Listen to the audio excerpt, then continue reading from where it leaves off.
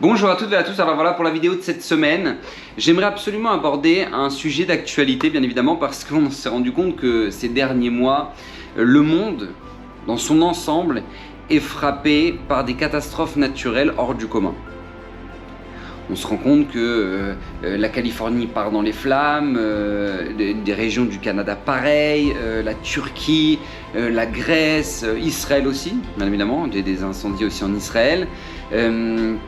Sans parler des inondations, d'accord, en Allemagne, des villes complètement noyées, en Indonésie, en Chine, et les tempêtes en Russie. Bref, le monde entier est frappé par des catastrophes naturelles. Et bien évidemment, la question c'est qu'est-ce qui se passe là ici? Qu'est-ce qui se passe? Il est clair qu'Hachem nous parle, d'accord? C'est clairement Akadosh Baruch Hu nous parle. Le Rabbi Rosenblum, j'ai entendu de lui un ridouche extraordinaire. Il avait ramené le Gaon de Vilna que lorsque Moshe Rabbeinu va s'adresser à Paro et lui annonce la plaie de la grêle, il lui dit Kibapa mazot, car cette fois-ci, Ani sholeach kol magefotai el libecha. Cette fois-ci, au moment de la plaie de la grêle en Égypte, Hachem va envoyer kol magefotai, toutes ces Magefa, c'est une plaie, c'est une épidémie, enfin toutes ces forces en fait entre guillemets, elle libéra vers ton cœur, à toi Paro. Et nous dit le Gaon de Vilna, dit mais c'est quoi Kol Magefotai, toutes ces plaies, qu'est-ce qu'on peut considérer comme toutes les plaies d'Hachem, il va les envoyer à Paro. Écoutez bien ce qu'on dit le Gaon, c'est trois choses: le feu qui se trouvait dans les grêles, l'eau, bien évidemment la grêle elle-même, et le vent. Le feu, l'eau et le vent sont les trois éléments que lorsqu'Akadosh Baruch Hu les utilise, ça veut dire qu'il envoie Kol Magefotav. Il envoie toutes ses plaies. Il nous dit le Gaon pourquoi? Parce que le monde a été détruit la première fois par le déluge, par l'eau. La tour de Babel a été éparpillée par le vent. Et la ville de Sdom a été détruite par le feu.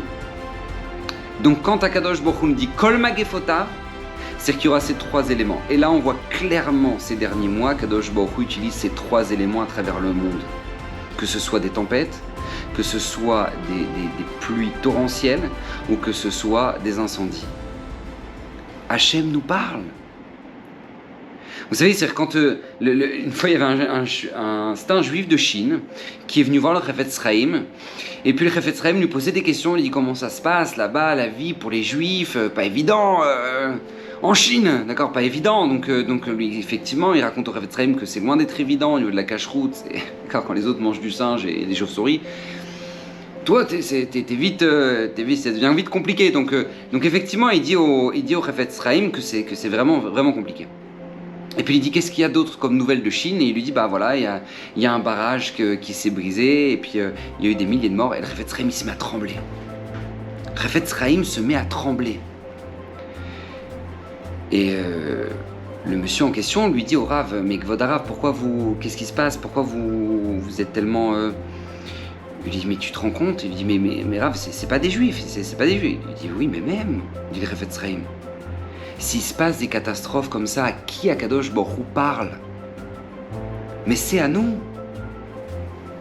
Parce qu'on est les seuls à pouvoir comprendre le message. Il dit le Chafetz Chaim, imagine-toi, si jamais maintenant il y a une personne qui ramasse la tzedaka sur la place de Cracovie, d'accord, en Pologne. Si maintenant il y a un juif qui commence à ramasser de la tzedaka, et lui maintenant il parle en yiddish, à qui il parle? À qui il s'adresse? Aux Polonais? Ben non, ils comprennent rien, eux, ils comprennent pas le yiddish. Alors à qui il s'adresse? Forcément qu'il s'adresse aux Juifs. Donc si Akadosh Baruch Hu frappe le monde comme ça et envoie des catastrophes naturelles, à qui il parle? Ben c'est à nous, parce qu'on est les seuls à pouvoir comprendre le message. Comme ça nous dit la Gemara dans Yibamot, tout ce qu'Akadosh Baruch Hu envoie comme plaie dans le monde, c'est pour le Ham Israël, c'est pour que nous on puisse comprendre le message, parce qu'on est seul à pouvoir comprendre le message. La preuve en est, d'accord, tu demandes à 7 milliards de goïms sur cette planète, regarde, il y a un arc-en-ciel, c'est beau, hein? Ils vont te dire, bah oui, wow, c'est magnifique, est-ce que c'est beau un arc-en-ciel? Alors que pour nous, un arc-en-ciel c'est une catastrophe. Clairement, c'est une catastrophe. Parce qu'Akadosh Baruch Hu, il a annoncé à chaque fois qu'il va mettre un arc-en-ciel, ça veut dire qu'en fait, il a envie de détruire le monde, mais qu'il ne le fait pas. Pourquoi? Parce que tout simplement, il a fait une alliance. Et c'est pour ça que nous-mêmes, on fait une bracha. On dit Baruch ata Hashem Elokeinu melech haolam, zocher habrit, veneman bebrito, vekayam bemamaro. On récite une bracha. Pourquoi? Parce que là, on se rappelle qu'Akadosh Baruch Hu l'avait particulièrement énervé. Et que donc, par conséquent, faut qu'on fasse tchouva. Mais comment le perçoivent le reste du monde? Oh, c'est joli! Comment les gens perçoivent ce qui se passe actuellement, les catastrophes naturelles qui se passent dans le monde? C'est une catastrophe, mais c'est normal, c'est le réchauffement climatique, donc du coup c'est l'augmentation des températures, donc c'est normal que maintenant il y ait des incendies, et par conséquent la banquise est en train de fondre, et comme elle est en train de fondre, donc, du coup ça fait un déséquilibre dans la pression de l'atmosphère, et par conséquent il y a des pluies absolument incroyables, et puis il y a des vents, et puis ils vont te prouver par A plus B. C'est très beau, mais ça c'est le comment. Mais le pourquoi, nous on est dans le pourquoi, nous on n'est pas dans le comment, on est dans le pourquoi. Pourquoi Kadosh Baruch Hu utilise ces éléments-là pour nous frapper? Parce que tout simplement, Kadosh Baruch Hu est en train de remettre les pendules à l'heure. Kadosh Baruch Hu remet les pendules à l'heure. Au moment du corona déjà, Kadosh Baruch Hu a dit, mais arrêtez de miser sur un monde qui est éphémère. Mais on est de passage. Rabotaï, on est de passage. Comment vous pouvez maintenant miser sur un monde dans lequel maintenant on est de passage? Et on est arrivé dans un délire complet, c'est-à-dire que maintenant les voyages, les trucs, et voilà, et on va aller se détendre. De toute façon, je suis fatigué. Tu crois que je vais prendre un télim pour commencer à prier, pour avoir des forces? Pas du tout. Je vais te poser 2 semaines et je vais aller je sais pas moi, en Martinique ou à Marrakech. Je vais aller me détendre. Mais on est arrivé à une situation où on n'a plus besoin d'Hachem. C'est bon, on a justifié ce monde. Akadosh Baruch Hu dit, non mais j'ai pas compris comment tu peux justifier un monde qui a été créé pour être partiel. C'est pas possible, donc Akadosh Baruch Hu a dit stop. Et l'essentiel, on l'a complètement basé, avec des couples qui se déchirent, qui divorcent les uns après les autres, des enfants complètement déséquilibrés. Pourquoi? Parce que ce qui est l'essentiel, on l'oublie, et ce qui est le superficiel, on mise dessus. Hachem dit stop, waouh, stop, tac, il nous a cloués au sol, il nous a cloués dans nos maisons, Corona. Et là maintenant, encore une fois, on sort du Corona et tac, on mise une nouvelle fois sur les profits de ce monde. Akadosh Baruch Hu se retrouve à devoir détruire son monde à travers des catastrophes naturelles pour nous faire comprendre qu'on n'a rien à miser là-dessus. On ne doit pas miser là-dessus. Hachem se retrouve à devoir détruire son monde pour nous faire comprendre les choses. Alors, je vous rassure, parce qu'il y a beaucoup de gens qui se disent, mais comment on va faire? C'est fini là. Parce que de toute façon, des solutions, clairement, il n'y en a pas. Parce que même les nations qui essayent de trouver des solutions, ouais, trop de dioxyde de carbone, trop de gaz carbonique dans l'atmosphère, donc du coup là, il faut absolument calmer, faut prendre des voitures électriques. Ah ouais, d'accord. Ok, alors tu t'en fais quoi des batteries? Oh on verra après. Ok, super. Donc du coup, t'as pas de solution en fait. En gros, t'as pas de solution. Rabotaï, Hachem est en train de nous mettre dans une situation où on n'a pas de solution. Ce qu'on appelle une sortie sans issue. Il n'y a pas de sortie. Akadosh Baruch Hu nous met face au mur. Alors beaucoup de gens sont extrêmement inquiets de ça. Beaucoup de gens sont très inquiets de ça. Ils sont en train de se dire mais comment on va faire et financièrement et l'économie et tous les prix sont en train d'exploser alors qu'on manque de rien. On manque de rien dans le monde. Mais tout augmente. Comment c'est possible? Elle va comprendre. Mais maintenant la nature est en train de complètement se venger. Akadosh Baruch Hu est en train de nous... Hachem nous parle. Le Zera Shimshon cette semaine nous ramène justement le fameux midrash dans l'Ikut Shemoni, a priori incompréhensible, qui dit que lorsque Akadosh Baruch Hu nous a sortis d'Égypte, il nous a ramenés au pied du Har Sinaï, et dans le premier commandement, il a dit Anochi Hashem Elokecha Asher hotzeticha me'eretz Mitzrayim. Je suis l'Éternel ton Dieu qui t'a fait sortir d'Égypte. Et parallèlement à ça, au moment de la Géoula Bezrat Hashem, c'est marqué un autre verset qui est Anochi ou Menachemchem. Je serai celui qui vous consolera. Pourquoi dans le premier commandement demande le Zera Shimshon, c'est marqué Anochi Asher Elokecha Asher hotzeticha me'eretz Mitzrayim, je suis l'Éternel ton Dieu qui t'a fait sortir d'Égypte, et dans les Zrat Hashem, au moment où maintenant il y aura la Géoula Shlema, la délivrance finale, c'est marqué Anochi, 2 fois, Anochi ou Menachemchem, qui va vous consoler. Nous dit le Zera Shimshon parce qu'en fait, en réalité, lors de la sortie d'Égypte, c'était sûr que ça allait continuer, qu'on allait retomber dans des autres exils.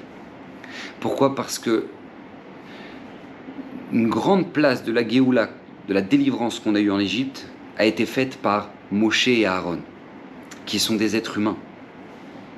Ça ne pouvait pas être la Géoula Shlema, la Géoula totale. La Géoula totale ne pourra que venir par Akadosh Baruch Hu lui-même. C'est pour ça qu'Akadosh Baruch Hu nous dit lors de la délivrance « Anochi, Anochi » 2 fois. C'est moi, c'est moi.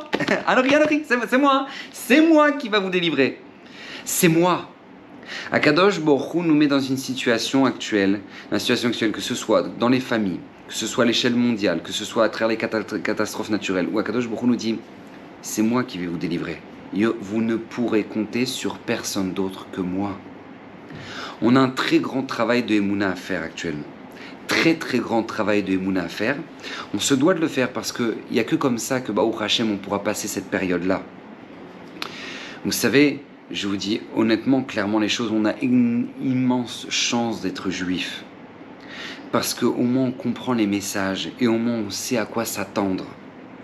On sait que vous savez, une fois j'ai vu quelqu'un de non-juif en France, dans le train, c'était dans le TGV.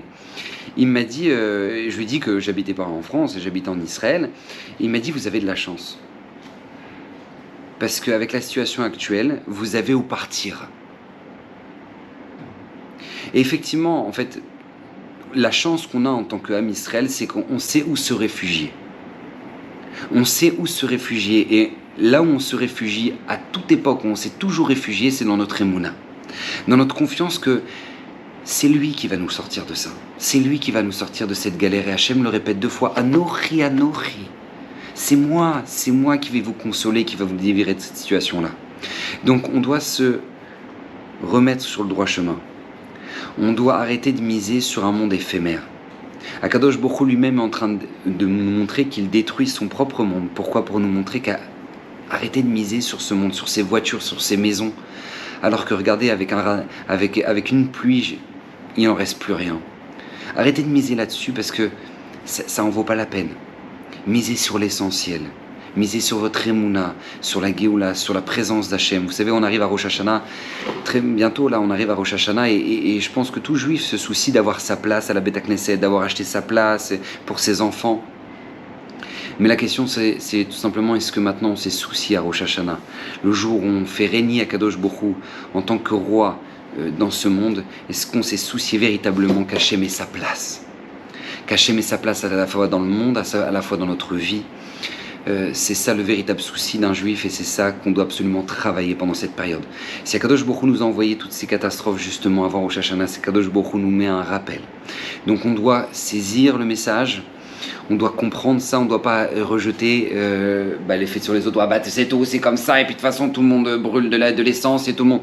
Non, chacun peut faire ce qu'il peut faire, chacun peut faire ce qu'il doit faire pour que Bezrat Hashem, le monde, ne soit que meilleur et pour que notre année soit que meilleure. Qu'Hachem vous bénisse. Je tiens à rappeler que le Zera Shimshon, Bezrat Hashem, ce Shabbat, ce sera sa Iloula. Donc que son srout vous protège. Et Baruch Hashem, on a la chance chaque semaine d'étudier de ses enseignements sur la chaîne YouTube. Que Bezrat Hashem, lui-même qui a promis que tout celui qui étudiera régulièrement ces enseignements mériterait une multitude de bénédictions. Donc Kadosh Baruch Hu déverse sur vous une multitude de bénédictions par le mérite du Zera Shimshon. Et que Bezrat Hashem, la Géoula Shlema puisse arriver. Et que Bezrat Hashem, on puisse avoir une merveilleuse année. Qu'Hashem vous bénisse, bracha v'atzlacha.